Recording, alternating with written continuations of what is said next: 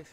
Hello, we're back, and with us we have Eric Espina, a columnist with the Manila Bulletin and GNN host. We have Rick Ramos, likewise a columnist at the Manila Times. We're talking about perceptions.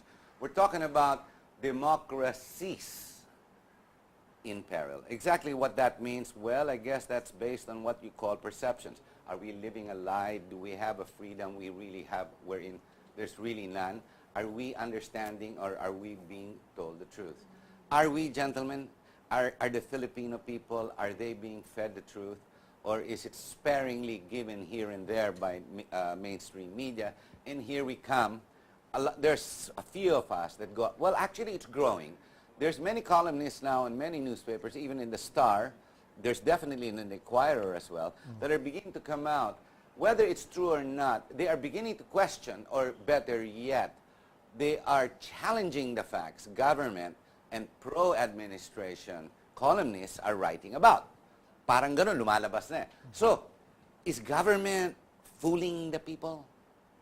Well, definitely they are misleading the people. Like in the case of President Aquino, what happens, for instance, is that he would regularly praise his Secretary of Public Works and Transportation, so that many Filipinos also believe he's doing a good job.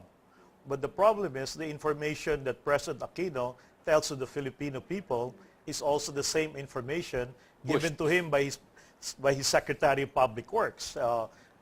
You know, the President Pinoy does not validate.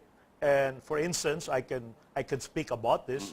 For more than 4 years now, we at InfraWatch, I'm the executive director, we have looked into what DPWH is doing, and definitely what is being presented in media is far from the truth or reality. Like even the claims on the billions of savings done by DPWH, it's a big joke because these are just paper savings similar to what was done with DAP.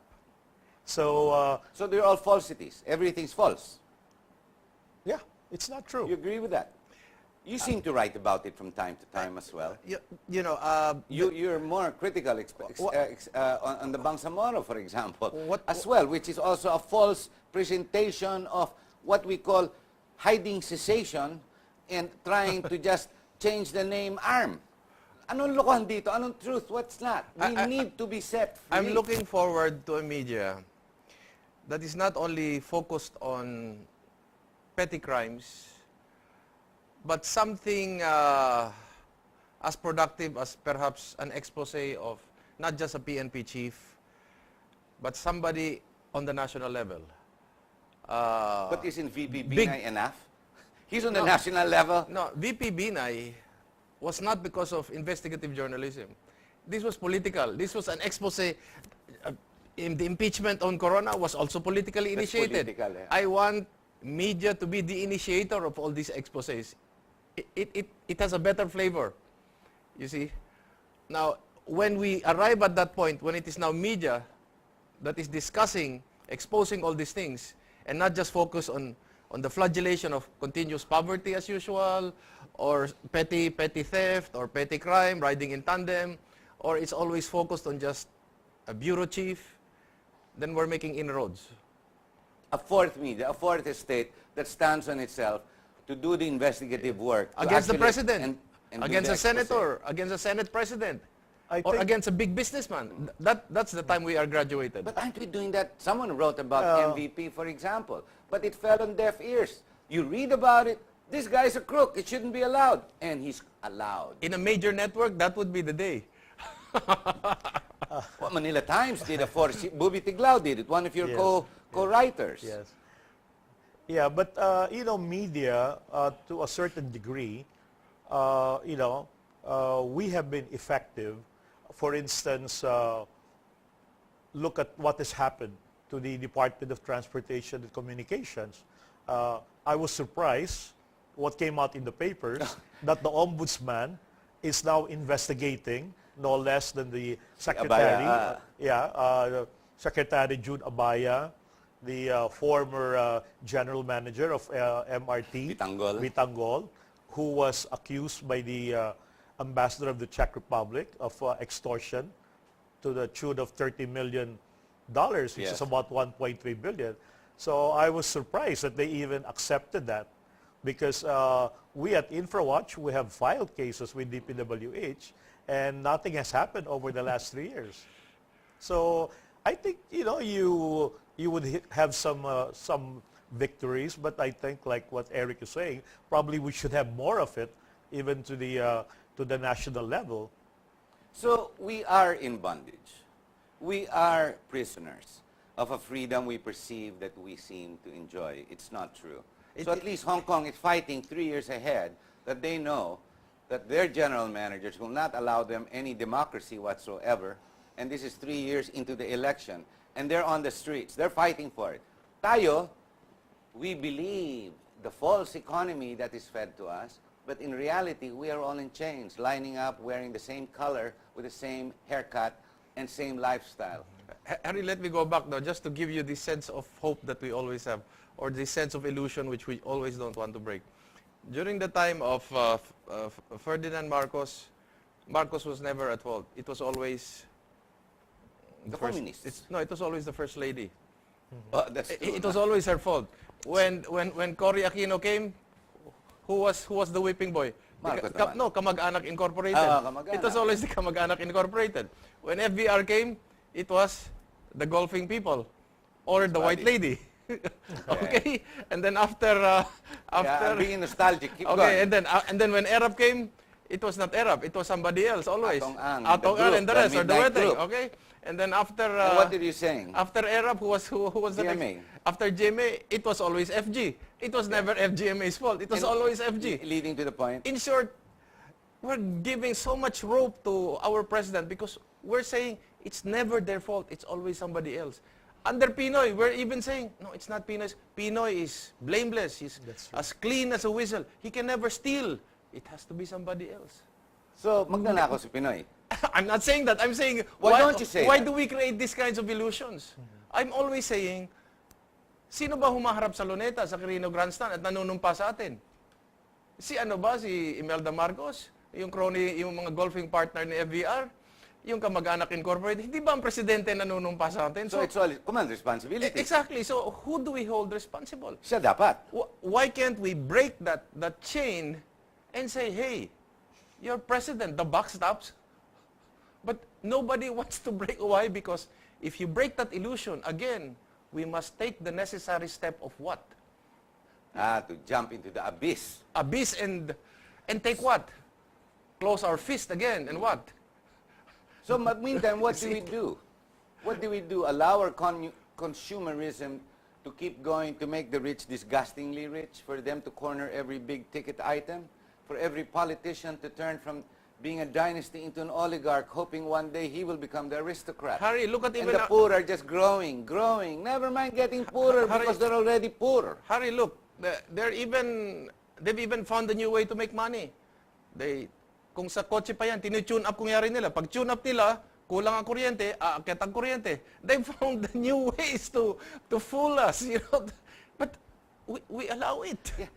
But with people like you two, you guys write for major dailies. I write a branding column in one. I no longer write political. I do it on my Facebook page. Like you said, social media is very, very strong. I fail to meet people. I don't know why it is. I can't seem to meet people who are pro-Pinoy, and yet all the survey says that he is still enjoying some popularity.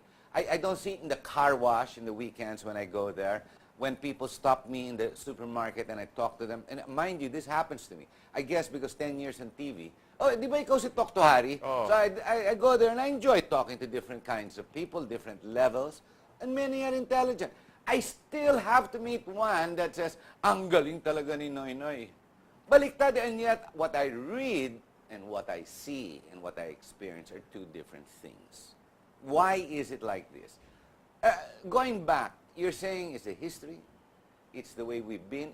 You're just giving an example in just the last 3 decades alone. Yes. And yet earlier you said going back 3 centuries, 4 centuries, it's been the same lifestyle. The only same difference, issues. if you go back to 15, 20, or 21, the only difference is The Spaniards were able to conquer us, but we were always standing up and rising up and fighting. But never succeeding. Well, 300 years. we almost succeeded with Aguinaldo. 300 years, though, we were under a very small group of Spaniards. In Mactan, we succeeded. Pizarro in Mexico and this other guy in Peru, the conquistador, failed there. But in Mactan, we succeeded. But after that, But the Muslims in Mindanao were never conquered. Tayo lang sa Maynila. Parang tayo lang natalo eh. as a religion, Islam was never conquered. But the different clans, tribe nations. That reminds me, this Monday we're going to be celebrating another event in a country that's predominantly Catholic and Christian, where the Muslim represent a mere 6%, wherein we are sending 500 PNP troops now to go down to the south to subdue all this fighting down there, which is caused by the very same group we are going to celebrate. Not to mention the Bangsamoro cessation, because I can't see what else it is but a cessation movement. And it's unconstitutional. Now, whatever takes place, on Monday, we will celebrate their religion. How this come to pass, to me, boggles the mind. We should stand up and say, no, we go to work. No to this holiday because we're not Muslim. Di ba parang ganun dapat eh? Or probably just limited to the Sila autonomous lang. region. Yeah. Kayo lang, mga Muslim, di ba kayo pumasok, we'll give you pay for that day. Di ba ganun na lang? Prove to me that you're a Muslim to your boss and you'll get paid but you don't go to work. Yeah. I mean, it's economic sabotage. Yeah. Well, if you will notice, it only came lately, I think in the last 10 years. Before, in the 60s, 70s, 80s, Wala, hindi pwede and yan. 90s, there were 10 Kaya things. dapat balik mo yung tatay mo sa Senado eh. At least yung mga yun, August Halls of Congress eh. Educated, top-notchers, walang pidaf, di ba? Maayos yung public service. Ngayon baliktad eh. ABS-CBN Harry, eh. I'll tell you, public school system. That means their public school system before was work.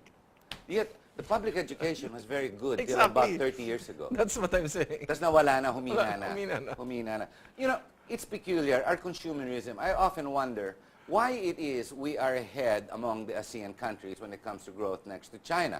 Especially in the ASEAN, we're number one, di ba? 7%. Then I realized two things. Of course, the OFWs, we have 10 million Filipinos who've had to slave for it.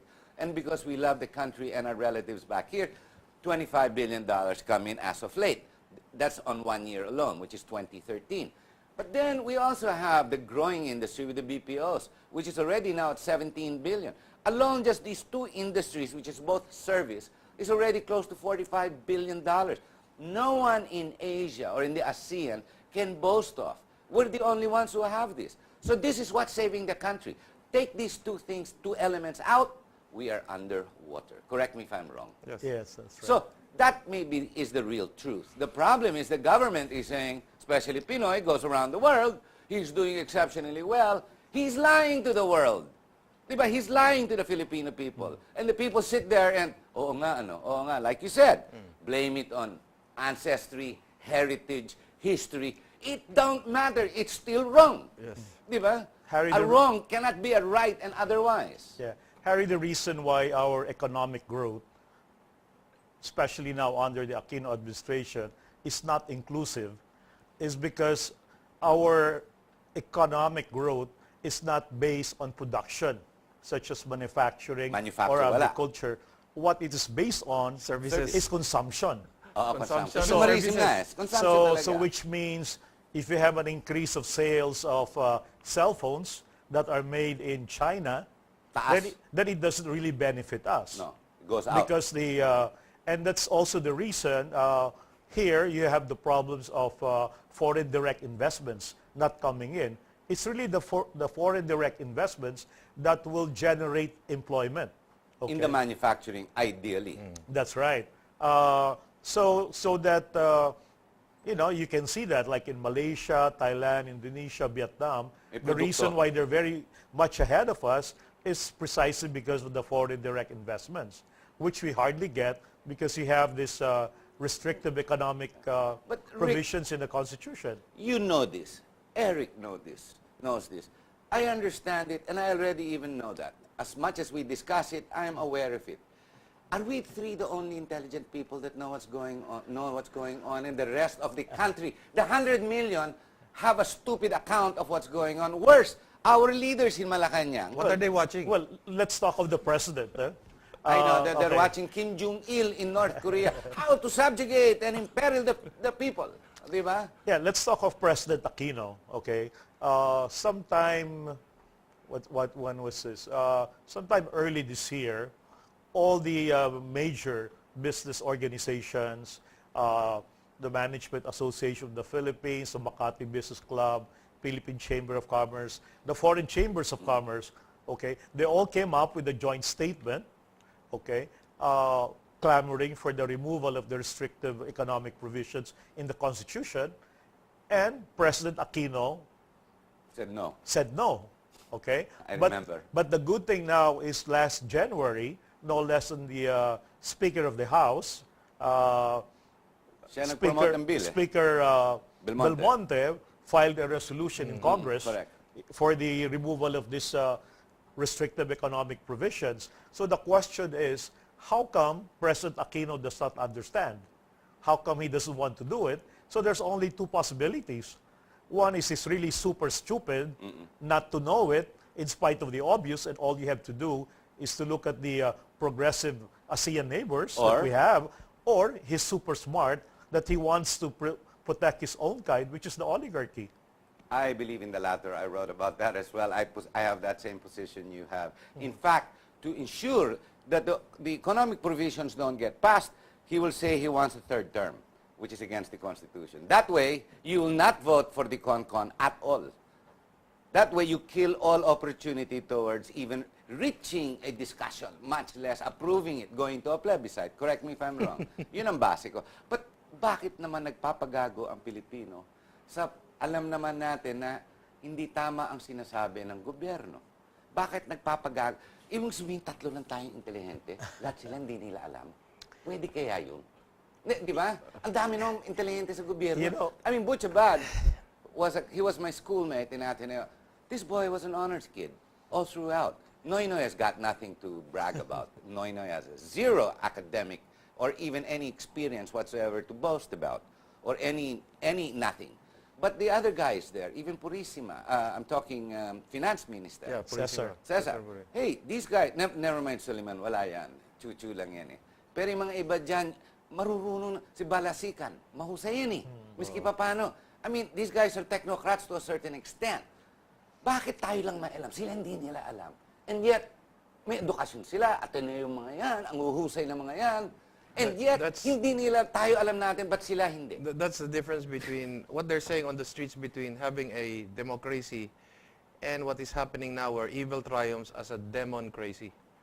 So it's the evil triumphs, it is with intent to fool the Filipino people. That's- So it is up to us to keep divulging the truth and saying, pare, nagsisinungaling ang Malacanang.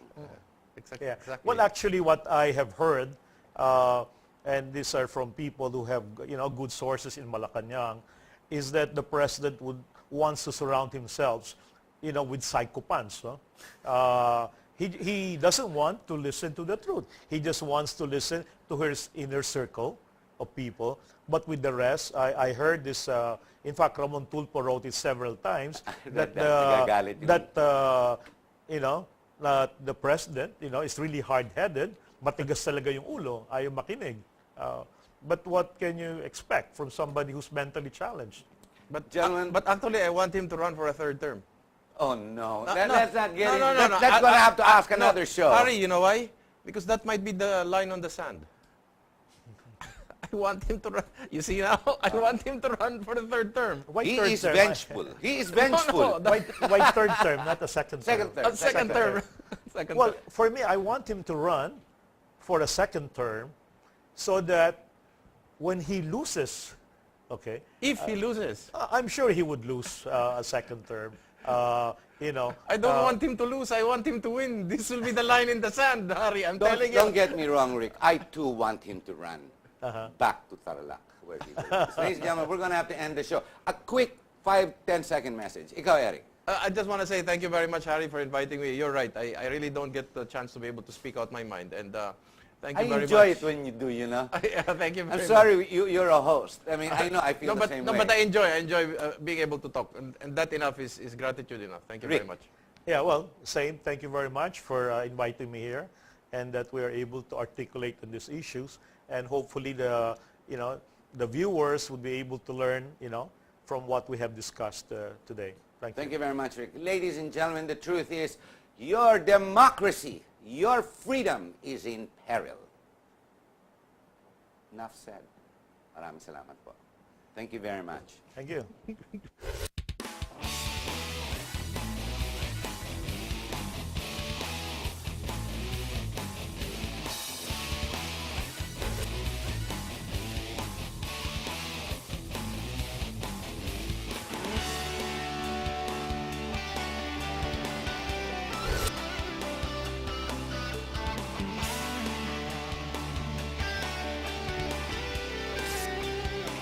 You are what you watch.